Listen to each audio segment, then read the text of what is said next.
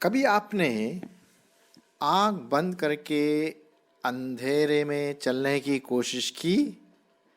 मैंने कई बार बचपन में ये गेम खेला और शायद आपने भी खेला होगा कि भाई देखो, आंख बंद करके अगर हम इधर उधर जाएं तो बहुत टटोलना पड़ता है। और कई ऐसे गेम्स हैं जो आंख बंद करके खेले जाते हैं ताकि दूसरे जो देख रहे हैं उनको बड़ा एंजॉयमेंट मिले, है कि नहीं?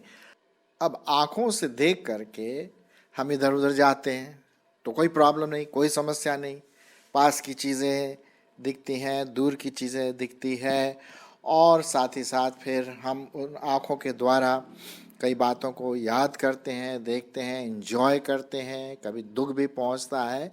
ये आँख या जो नेत्र परमेश्वर ने आपको और मुझको दिया है, ये एक प्रकार का गिफ्ट है, एक बहुत स्पेशल गिफ्ट है हम लोगों के लिए, मानव जाति के लिए। एनिमल वर्ल्ड में भी हम इसको देखते हैं, आँख या नेत्र। और ये जो आँखें हैं, जो दो आँखें परमेश्वर ने आपको और मुझको दिया है, इसका हमें सदुपयोग करना है, सही उसका इस्तेमाल करना है कि नहीं? क्योंकि ये आँखें जो हैं बुरी चीज़ें भी देखती हैं और अच्छी चीज़ें भी देखती हैं। अब प्रश्न ये उठता है कि बुरी चीज़ें क्या हम देखते हैं या फिर अच्छी चीज़ों के हमारा ध्यान जाता है। आँख में एक चीज़ बहुत स्पेशल पाई जाती है कि इसमें कई प्रकार के कोन्स पाए जाते हैं। इसका जो स्टडी है बहुत इम्पोर्टेंट स्टडी है। आप कभी गूगल में जाकर के इसको ज़रूर, इसका स्ट्रक्चर और इसकी जो पूरी जो गुणता पाई जाती है, स्टडी करिए। बहुत इंटरेस्टिंग और मज़ेदार इसमें बातें मिलेंगी आँखों के बारे में। वैज्ञानिक हमें बताते हैं कि हमारी जो ये आँख है, ये एक प्रकार का ब्रेन, हमारे जो ब्रेन है मस्तिष्क का, उसका एक पार्ट है, और वो नर्व सिस्टम से पूरा कनेक्टेड रहता है। इसीलिए जो भी चीज़ें आप आँखों के द्वारा देखते हैं वो ब्रेन में से हो करके आपके पिछले भाग, जो बिल्कुल पिछड़ा हुआ भाग है ब्रेन का, दिमाग का, वहाँ पर दिखाई देता है। सामने नहीं दिखाई देता, मतलब मस्तिष्क के सामने उसका जो प्रक्रिया है वो पीछे की ओर होती है। और इंटरेस्टिंग ये है कि उल्टा दिखाई देता है जैसे कैमरे के समान, लेकिन ब्रेन उसको सीधा कर देता है। और जो कलर है, जो मज़ेदार चीज़ें जो हम आँखों से देखते हैं, बहुत इंटरेस्टिंग है। और ये एक ऐसा अंग है कि अगर इसमें थोड़ा सा भी कचरा चला जाए तो हमें बड़ी तकलीफ़ होती है। हम अपने आँखों को फिर खूब मींचते हैं और साफ़ करते हैं, पानी से धोते हैं, क्योंकि छोटा सा कंकड़, छोटा सा अगर एक तिनका भी चला जाए तो बड़ा परेशान हो जाता है। हमारी आंखें लाल हो जाती हैं मलते मलते। कई बार मेरे साथ ऐसा हुआ, अगर आप स्कूटर से जा रहे हैं या कोई कीड़ा अंदर गया, ओह बहुत मुश्किल होता है। क्योंकि आंखें हमारे जीवन के लिए एक बहुत महत्वपूर्ण अंग है। कान भी बहुत इम्पोर्टेंट है सुनने के लिए, जीभ भी है, और भी जो दूसरे अंग हैं, लेकिन आँख सबसे ज़्यादा महत्वपूर्ण पाई जाती है। और इसीलिए हमें इन आँखों का उपयोग करना चाहिए, सदुपयोग, दुरुपयोग नहीं करना चाहिए, है ना? फिर तो समस्या आ जाएगी। और ये आँखें जो है, ये परमेश्वर की ओर से आपको और मुझको गिफ्ट में दिया जाता है। और उसके साथ ही साथ हम एक चीज़ और देखते हैं आँखों के बारे में, और वो ये है कि आपकी आँखें हमेशा पलकों के द्वारा साफ होती रहती हैं, और कोई दूसरा अंग नहीं जो ऐसा करता है ना।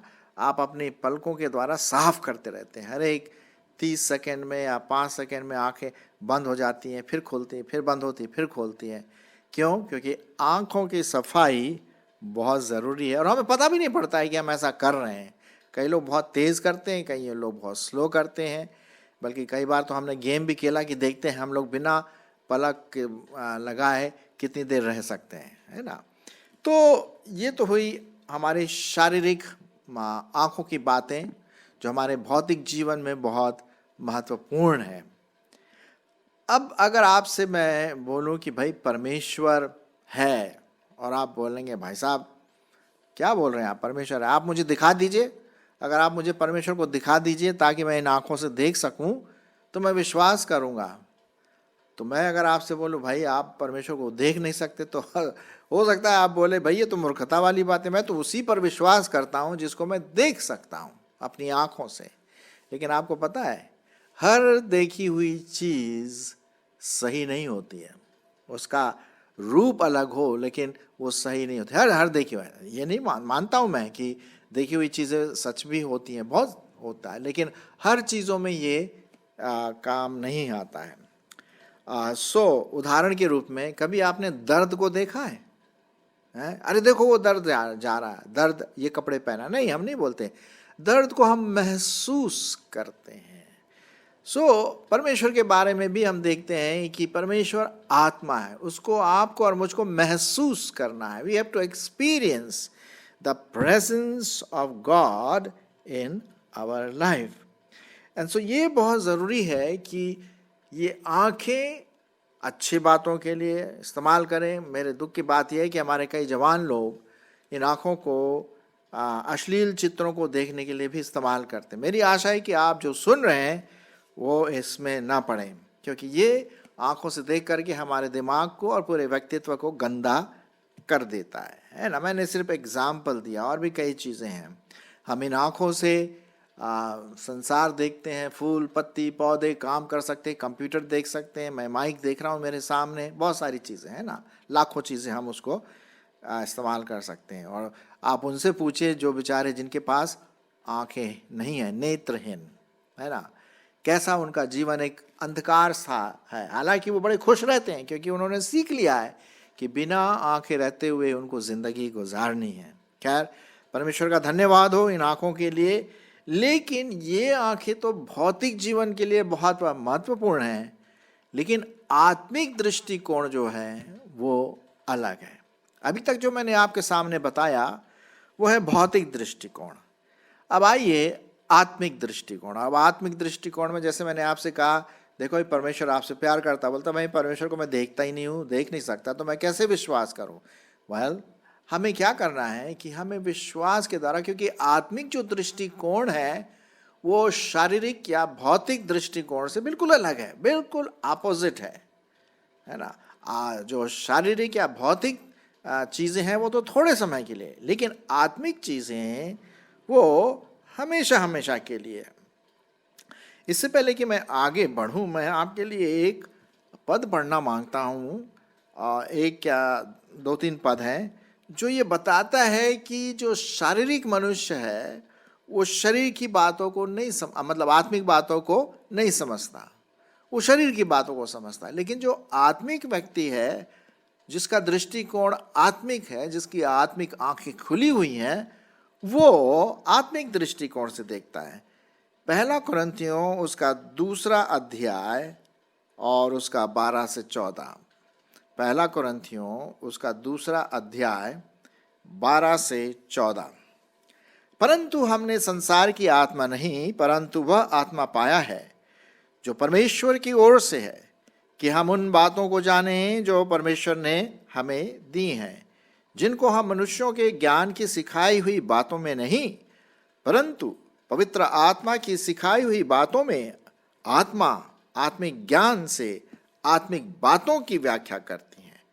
परंतु शारीरिक मनुष्य परमेश्वर की आत्मा की बातें ग्रहण नहीं कर सकता। वही मैंने बात अभी आपसे कही। क्यों? क्योंकि वे उसकी दृष्टि में मूर्खता की बातें हैं। अब कोई बोलता है ना भाई परमेश्वर को मैं देख नहीं सकता, तो मैं तो विश्वास नहीं करूँगा, ये मूर्खता की बात है। उसकी दृष्टि में ये क्या है? मूर्खता की बातें हैं। और न वह उन्हें जान सकता है, क्योंकि उनकी जांच आत्मिक रीति से होती है, आत्मिक दृष्टिकोण से होती है। आत्मिक आंखों को खोलना बहुत ज़रूरी है। सो ये हमें समझना है। एक तो शारीरिक या भौतिक दृष्टिकोण और दूसरा है आत्मिक दृष्टिकोण।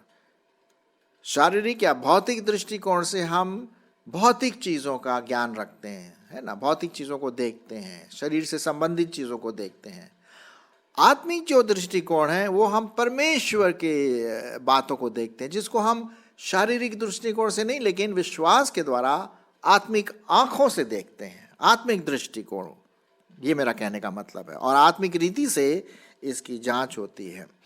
अब परमेश्वर के वचन में बहुत अच्छी बात लिखी है कि भाई देखो, ये शरीर, ये जो भौतिक चीज़ें वो तो जाती रहेंगी, एक दिन ख़त्म होने वाला। आपको पता हमारा सूरज भी जल के ख़त्म होने वाला है, पृथ्वी भी जाने वाली है। ये कब तक ये सहती रहेगी सब ताम झाम जो हमारे जीवन में हो रहा है? एक समय आएगा कुछ ये ख़त्म हो जाएगा, भौतिक चीज़ें ख़त्म हो जाएंगी, लेकिन आत्मिक चीज़ें जो हमेशा बनी रहेंगी, अर्थात स्वर्गीय चीज़ें, स्वर्ग की बातें, वो हमेशा के लिए हैं। और परमेश्वर ने आपके लिए और मेरे लिए एक ऐसा स्थान बना के रखा है जो आँखों ने कभी देखा नहीं, न कानों ने सुना। मैं आपके लिए पढ़ूंगा 1 कुरिन्थियों और उसका 2 अध्याय 9 पद। 1 कुरिन्थियों उसका 2 अध्याय और 9 पद। सुनिए क्या लिखा हुआ है। परंतु जैसा लिखा है, जो आँख ने नहीं देखी और कान ने नहीं सुनी और जो बातें मनुष्य के चित्त में भी नहीं चढ़ी, वे ही हैं जो परमेश्वर ने अपने प्रेम रखने वालों के लिए तैयार किया है। ये है साहब आशीष वाली बातें, ऐसी चीजें जिसको हमारी इन शारीरिक आंखों ने देखा ही नहीं है। इस दुनिया में आपने बहुत सारी चीजें देखी होंगी, मैंने भी देखी, यहाँ गए वहाँ गए, ये चीजें सुंदर चीजें, बहुत अच्छी चीजें, लेकिन ऐसी चीजें जो हमने अभी तक शारीरिक आंखों से नहीं देखी, शारीरिक कान से नहीं सुनी, और हमारे मनुष्य के जो चित्त है, मन में ये बातें आई भी नहीं, ऐसी चीजें परमेश्वर ने उनके लिए रखा है जो प्रभु परमेश्वर से प्यार करते हैं, जो प्रभु परमेश्वर को सर्वप्रथम स्थान देते हैं, उसको उद्धारकर्ता के रूप में ग्रहण किया है, परमेश्वर के वचन को मानते हैं। उनके लिए एक रिवॉर्ड के रूप में परमेश्वर आपको और मुझको देने के लिए तैयार है। वो बना के रखा है जो परमेश्वर ने अपने प्रेम रखने वालों के क्या किया, तैयार किया है। सो मेरे प्रियो, हम शरीर में रहते हुए, भौतिक जीवन में रहते हुए आत्मिक दृष्टिकोण रखें, क्योंकि अंत में आत्मिक दृष्टिकोण ही अनंत दृष्टिकोण होगा। शरीर की बातें, संसार की बातें जाती रहेंगी, तो ये आपको और मुझको ध्यान में रखना है। सो पहली बात हम देखते हैं आत्मिक दृष्टिकोण।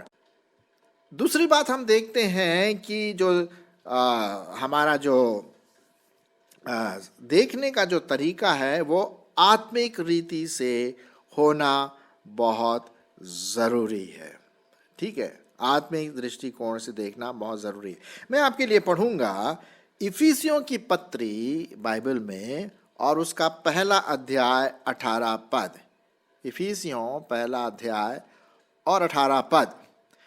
और तुम्हारे मन के आंखें, सुनिए साहब, मन की आंखें, आत्मिक दृष्टिकोण, और तुम्हारे मन की आंखें ज्योतिर्मय हो कि तुम जान लो कि हमारे बुलाहट की आशा क्या है और पवित्र लोगों में उसकी विरासत की महिमा का धन कैसा है।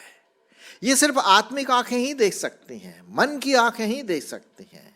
जी हाँ, बड़े विश्वास के साथ हम इन आत्मिक आंखों के द्वारा परमेश्वर की बातों को समझ सकते हैं और विश्वास के साथ उन्हें ग्रहण कर सकते हैं। अब देखिए, बहुत इंटरेस्टिंग बात यह है कि जब प्रभु यीशु मसीह मुर्दों में से जी उठे तो सब चेलों ने तो विश्वास कर लिया, लेकिन उसमें से एक चेला था, उसने बोला भाई साहब आप लोग विश्वास करें ठीक है, लेकिन मैं नहीं करता कि प्रभु यीशु मसीह जी उठा। उसका नाम थॉमस था, थोमा ने कहा कि जब तक कि मैं उसको अपनी भौतिक आंखों से न देख लूं, जब तक कि मैं अपनी उंगली उसके घाव में न दूं, तब तक मैं विश्वास नहीं करूंगा।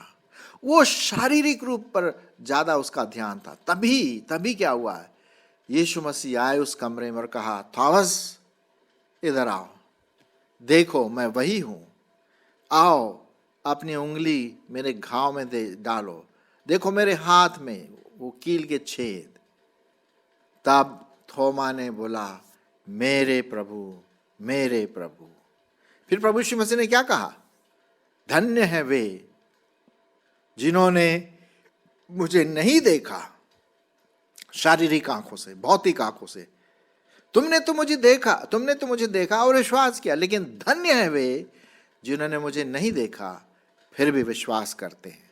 मेरे प्रियो, इसके लिए हमें आत्मिक मन की आंखों की जरूरत है। विश्वास के द्वारा हम आत्मिक आंखों के द्वारा परमेश्वर की महिमा, परमेश्वर का उद्धार, उसका ग्रेट रिवॉर्ड, उसकी जो आशीषें परमेश्वर आपको और मुझको देता है।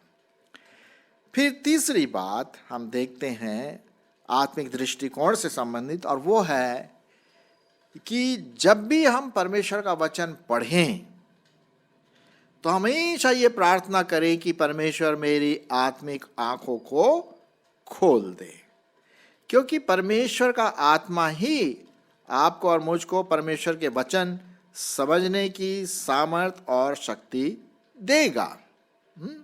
ये बहुत जरूरी है कि हम परमेश्वर से विनती करें कि प्रभु तू मेरी आत्मिक आंखें खोल। शारीरिक आंखों से अगर मैं पढ़ रहा हूं, उसको समझ रहा हूं, तो वो तो नहीं समझूंगा, है ना। लेकिन अगर तू मुझे बुद्धि देगा, आत्मिक मन की आंखें खोल देगा ना, तो मैं तेरे वचन की जो बातें हैं, गूढ़ बातें, गहरी बातें, उसको मैं देखूंगा, समझूंगा और उसके अनुसार चलूंगा भी। इसके लिए मैं आपके लिए पढ़ूंगा भजन संहिता, उसका 119 अध्याय। अब 119 जो अध्याय है भजन संहिता, ये सबसे बड़ा, इसमें लंबा चौड़ा चैप्टर है। बाइबल में 119 जो अध्याय है सबसे बड़ा चैप्टर है, और ये इसमें ज्यादातर परमेश्वर के वचन के बारे में बताया गया है। हर आपको हर पदों में परमेश्वर का वचन के बारे में लिखा हुआ। जैसे उसका वचन व्यवस्था है, उसका वचन सच है, उसका वचन आज्ञा है, और उसका वचन चेतावनियाँ हैं, कई प्रकार की बातें हैं। तो पूरा 119 वचन परमेश्वर के वचन के बारे में। अब इसी अध्याय का 18 पद सुनिए आत्मिक आंखों के बारे में। भजन संहिता 119 और 18। मेरी आंखें खोल दे, मेरी आंखें खोल दे कि मैं तेरी व्यवस्था की अद्भुत बातें देख सकूं। अब यहाँ पर जो लिखने वाला है, भजन का लिखने वाला, वो ये नहीं बोल रहा कि मेरी शारीरिक आंखें खोल। वो नेत्रहीन नहीं है, उसकी आंखें हैं, लेकिन कौन सी आंखें?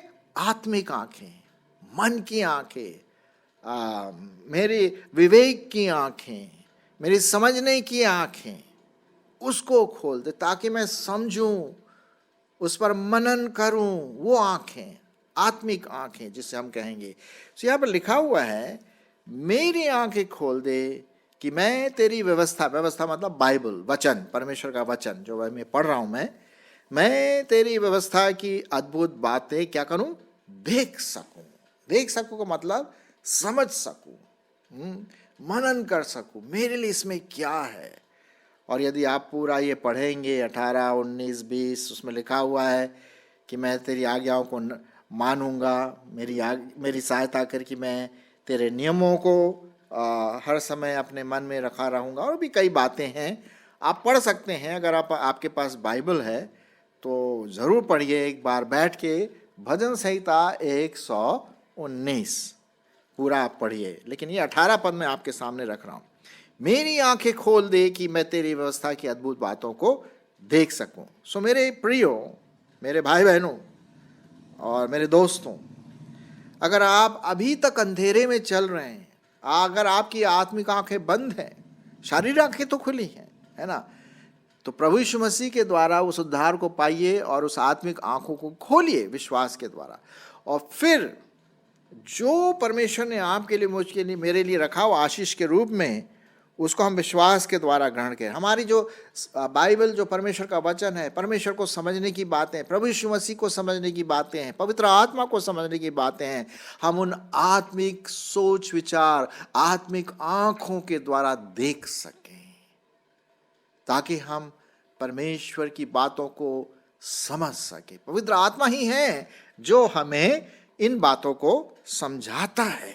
हाँ, हमारे मन की आंखों को खोल करके, ताकि हम उसके वचन को जब हम खोलते हैं, मैं ये तो ये बोलूँगा, जब भी आप बाइबल पढ़ें तो पढ़ने से पहले मन में एक प्रार्थना करें, प्रभु मेरी आत्मिक आंखें खोल दे कि मैं तेरे वचन की अद्भुत बातें देख सकूं। पवित्र आत्मा मेरी सहायता कर।